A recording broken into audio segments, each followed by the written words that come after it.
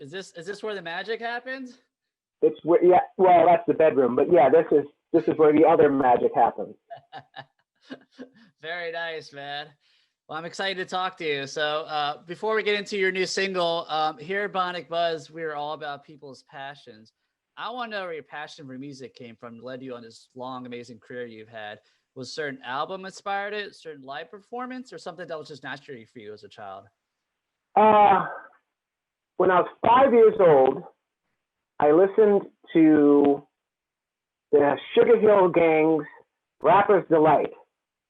Nice. And I used to listen to that song, and then I would sing the whole thing to my mom, rapping it. And then, weirdly, the other song I was obsessed with at exactly the same time was The Devil Went Down to Georgia by the Charlie Daniels Band. Oh, wow. Classic. I used to sing, and I still do it, but I used to sing the guitar solo, the violin solo in it. I started doing that when I was like a little kid, and my mom was like, she would make me do it for everybody. And then when I was a little bit older, I'm the youngest of six. Oh, So wow. when I was a little bit older, my brother came home with a couple of really cool records. One of them was Stanley Clarke's School Days. And Stanley Clarke is a famous fusion jazz bass player. And then another one was an album by a band called Return to Forever, which was Stanley Clarke, Lenny White, Chick Corea, and Al Di Meola, all guys who went on to be massively successful fusion jazz guys. But at my age, the song, it was called The Romantic Warrior, and all the songs had titles like The Jester and The Tyrant, The Romantic Warrior, or The Knights of whatever. So to me, it didn't really sound like instrumental music. I was like acting it out in my brain, like it had like a whole storyline. So I was really obsessed with that. But that was like, I mean, my mom, again, was sort of like, well, he's listening to very complicated music at 7, so he's probably going to end up a musician. But I used to, and then in the very early on, I got obsessed with the Police. And probably the first rock band I ever really, really listened to was the Police. And I had I don't know, I'm super old. Let's get that out of the way.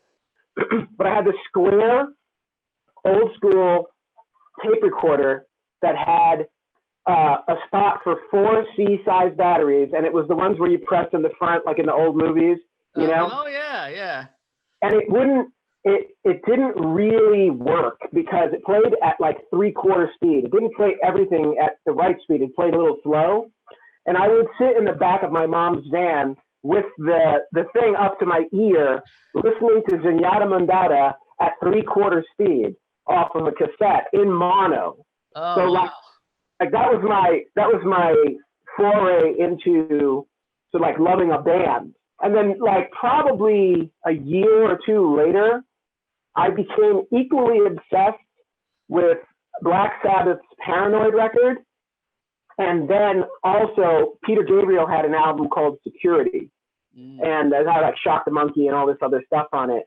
So that was it just started to formulate the formula that I was going to be obsessed with. So between the Police, Sabbath, and Peter Gabriel, I found myself also being obsessed with Prince. So then that went, and then in '83, very early, I take credit for my taste at a young age. Very early, I took on Metallica at right after Kill 'Em All came out. Wow. Yeah.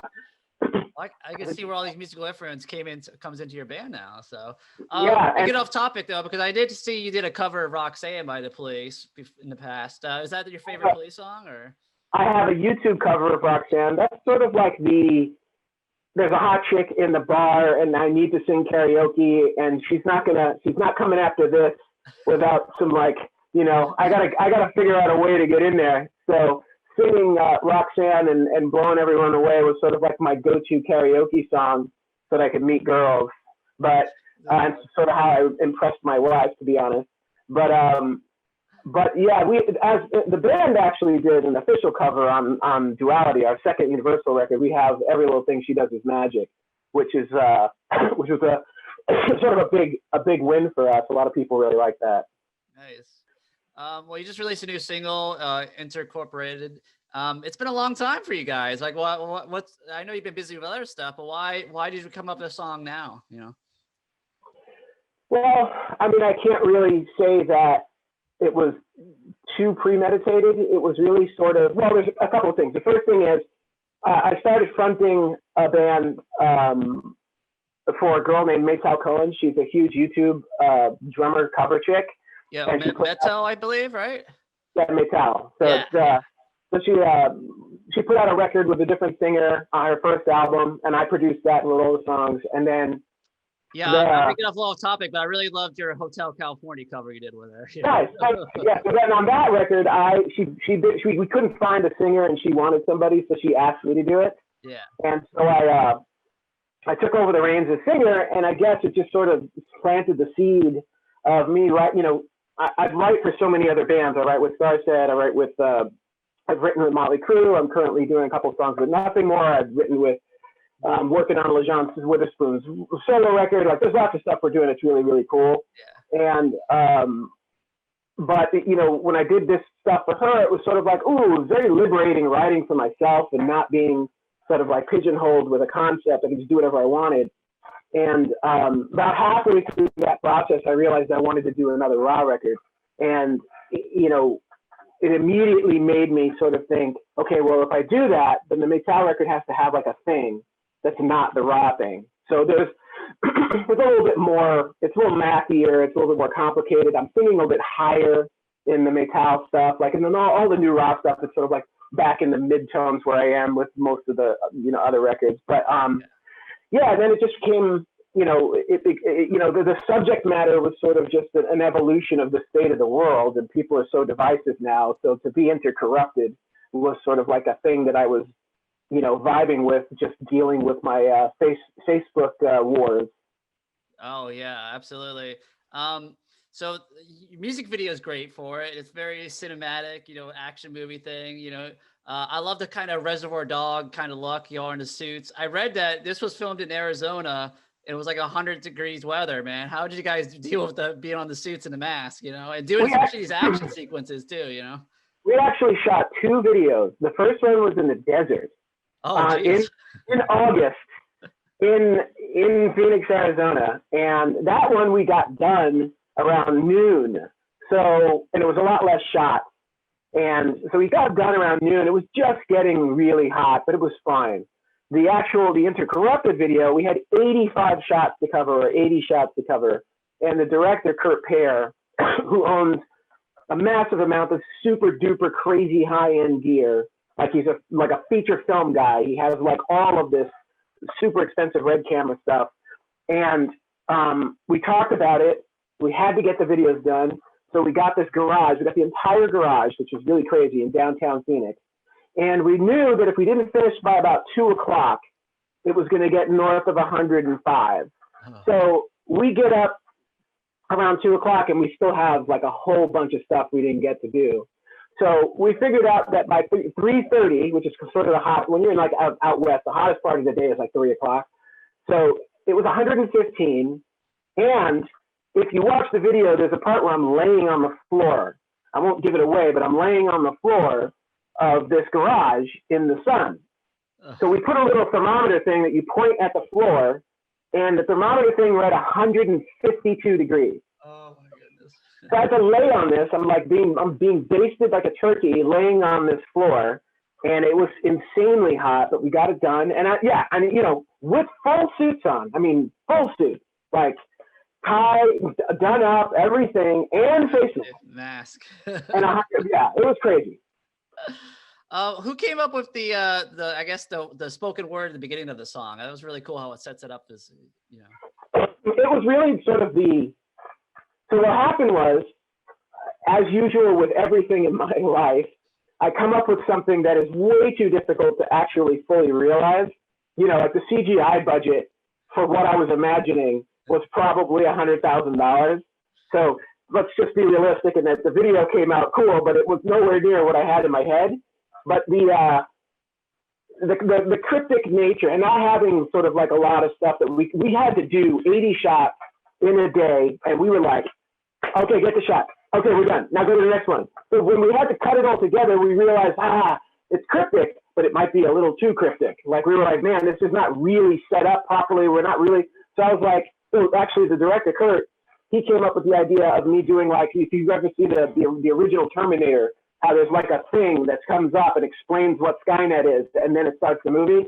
So I sort of was like, all right, I need to do that for this, but I'll just do spoken word. So I wrote it out, put the footage together, read it, and then I felt like, oh, this sort of works now. This sort of explains why we're here to ruin everything. So yeah. I love that. So this is coming for your new album. I guess it could come out March next year. Is that the goal? So yeah, the pre-sale will start February 1st, and the album will be out everywhere March 19th. Is it going to be like themed like with this song, or is each song is going to be like its own different thing? Or the whole album. So I'm naming the single is Intercorrupted, but the album is also going to be called Intercorrupted. Yeah. And the themes of the real theme of this record is sort of healing. It's like everything in it is, I mean, there's a lot of pain in it, but it's also about finding, the healing emotion that people, empathy is just such a lost feeling for people nowadays. So I'm trying to infuse that without people realizing that I'm doing it. I'm trying to be slick about it. Mm-hmm. Well, speaking of healing, I want to do one throwback question. One of my favorite songs that got me through some tough times is back from Black Sun's song Broken Hearted Soul. Can you talk about the inspiration for writing that amazing track? So Broken Hearted Soul was interesting, right? So Ra has this sort of legacy. By the way, you see your Star Wars stuff in the background. Yeah, I see your Thanos stuff too, man. I got to ask about that. Yeah, but you don't have this. That's I know. And that it's is going epic, off, man. It's going off, and it's singing the. Can you hear the Imperial theme being played? I do. I hear it. That's awesome. Yeah, and if you're not feeling evil. Anyway, pretty awesome. So I digress. Yes. But yeah, what were we talking about? Yeah, great song, man. You talk about inspiration for writing that great track. That was. Oh yeah. Wait, what were we? You were talking about Broken Hearted Soul. So here's the story of Broken Hearted Soul. Broken Hearted Soul, I had done From One and Duality, and there was always sort of like that Arabic thing, like the Arabic flavors, the whole sort of like Egyptian thing, which really wasn't. It was a little bit of a gimmick, to be honest. Like I didn't intend to do that. I wrote a lot of songs about the sun, which is why I named the band Ra. And then it sort of turned into Black Sun. Yeah, and if we're Ra, then let's name it. So it's like, so what I wanted to do is I wanted to write a song that was harmonic minor, the same scale, that's the Arabic scale, but I wanted to do it with a Spanish thing because I'm half Puerto Rican. So I wanted to do it with a Spanish flavor to it. So that song to me is doing it, but it's doing it in the flavor of a Spanish song. I know it's retarded, but if you listen to the bridge, it has all the Spanish guitar and the clapping and the flamenco stuff. And it's just, all of that was to sort of just be like, you know what, I'm Hispanic. I'm going to do a little Spanish thing on this record. What's cool, I mean, do you ever check out like when people do Raw covers for that? Because like there's a band that just came out with that song as a cover, called Velvet Sky. And I was like, oh man, I forgot how great that song is, So, but have you ever seen other people's covers of your own songs or, yeah, actually there's a singer there's a band called Sky Harbor. Mm-hmm. Which is sort of proggy, metal-y band. But the singer for that band is a guy named Eric Emery, who was the guy who sang on the first Meytal record that I produced. But the reason I met him was because he did a YouTube cover of Broken Hearted Soul. Oh, nice. And that's how we connected. So, I mean, I've seen a few, but you know what? It's been a really long time since I've searched any Raw covers. So I think I'm going to do that. Yeah, check this one. They're called Velvet Sky with E. You search on YouTube. So I just discovered it. So I'm going to check it out. So anything else in the work? I know you're busy with a lot of other projects. Anything you're allowed to talk about besides the albums that are coming out to March, The big one on my list, at least, I mean, the new Star Trek stuff is awesome. I have a couple songs on that, I think. He's still putting all the stuff together. I'm excited working with the Nothing More guys. I met them in the summer, and I might have a song on that record, maybe two. I don't know. Oh, no, great band. Yeah, really fun and fun guys. Like, I love Johnny. He's so cool. So easy to hang out and talk with. But you know, I'm really deeply invested in Lajon's solo record, Lajon Witherspoon from Seven Dust. So I'm working on his solo record. I just got back from doing a whole bunch of stuff with him on that. We're almost done writing pretty much an album's worth of material. So it's really cool. It's very not Seven Dust. It's like it has a flavor. I don't even want to give it away because I'm so excited about it. But it gives him the opportunity to do things vocally that you've never heard him do. And it's just so much fun. Oh, I'm getting chills just thinking about it because he has such a great vocal range, man. You know, so yeah, help me imagine what other styles he could do. You know, yeah, the texture of his voice and the natural soulfulness. It's like when you give him soulful music to sing on, all of a sudden it just takes on a whole character you've never heard in Seven Dust. Like he can do Angel's Son is a beautiful song and all that stuff, but it's not this. This is a whole other level of sort of like beauty with some blues. It's got some bite to it. It's really fun. Yeah, I really love they just did the cover of Soundgarden's Day I Tried to Live. Yeah. It's so good. And I told him, I said, look, you got a lot of balls doing a Soundgarden song. Yeah, exactly. So I don't even know that I'd do a Soundgarden cover, but they did a really good job, I thought. All right, man. Thank you so much, man. I can't wait to hear the new album out in March. In the meantime, we got the single, and we'll keep in touch. All right, man? Absolutely, dude. I'm around. Thank you so much.